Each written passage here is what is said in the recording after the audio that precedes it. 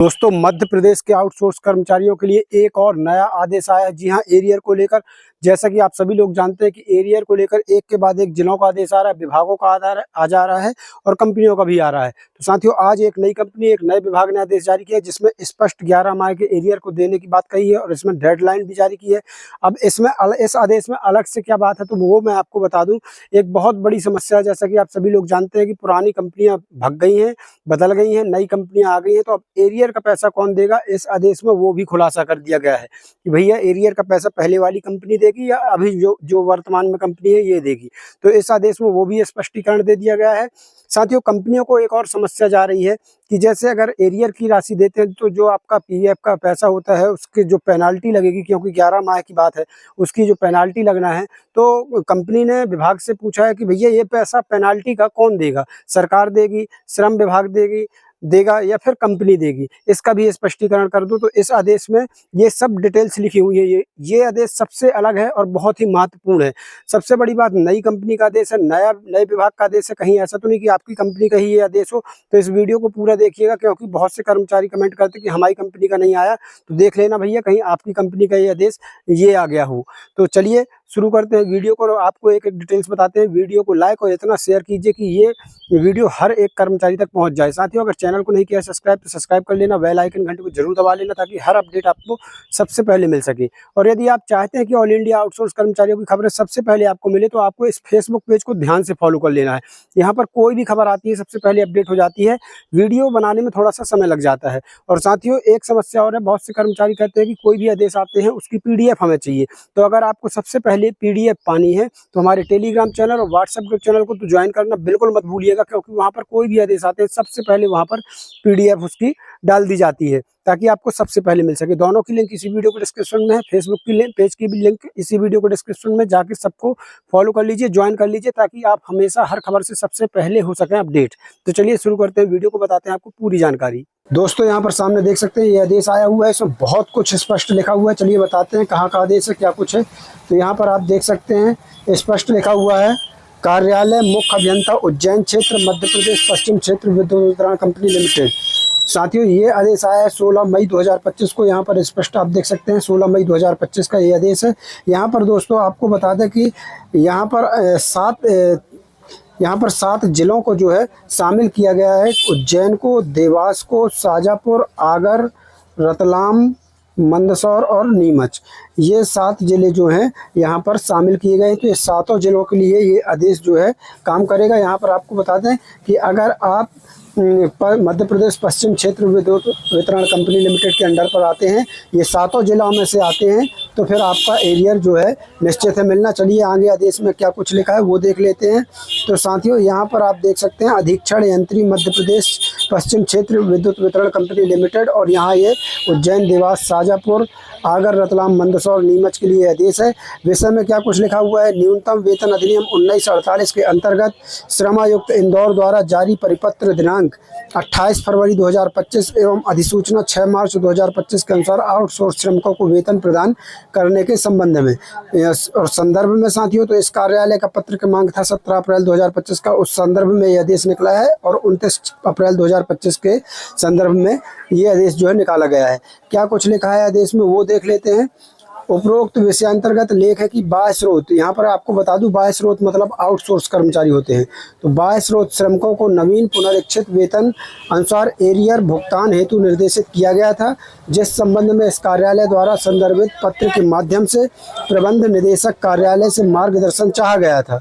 संदर्भित पत्र क्रमांक 2 के माध्यम से प्रबंध निदेशक कार्यालय द्वारा मार्गदर्शन प्रदान किया गया है, जो कि निम्नानुसार है। यहाँ पर देख लीजिए, श्रम आयुक्त कार्यालय द्वारा जारी परिपत्र के माध्यम से दिनांक 1 अप्रैल 2024 से पुनरीक्षित दरों को प्रभावी किया गया है। वर्तमान में जारी बाह्य स्रोत एजेंसी का टेंडर 1/10/2024 से आता है। नवीन पुनरीक्षित दरों के अनुसार ही कमीशन की गणना की जाना उचित होगा। अब यहाँ देख लीजिए, पूर्व में अनुबंधित फर्मों से भुगतान करवाए जाने की स्थिति में विलंब की संभावना है, अतः वर्तमान में अनुबंधित फर्मों से ही संपूर्ण एरियर का भुगतान करवाया जाना उचित होगा। तो यहाँ इस आदेश में स्पष्ट लिखा है कि जो पहले की कंपनियां थी उनसे अगर भुगतान करवाते हैं तो उसमें विलंब हो जाएगा, इसलिए आदेशित किया जाता है कि जो नई कंपनियां हैं वो ही ये इस एरियर का जो है वो भुगतान करेंगी। तो आपको क्लियर हो गया कि आपकी नई कंपनी ही आपका भुगतान जो है करने वाली है। तीसरा पॉइंट क्या कुछ लिखा है, ईपीएफ एवं ईएसआईसी पर लगने वाली पेनाल्टी राशि जुर्माना की राशि के संबंध में प्रबंध निदेशक कार्यालय द्वारा श्रम आयुक्त मध्य प्रदेश शासन इंदौर से मार्गदर्शन प्राप्त किए जाने हेतु लेख किया गया है।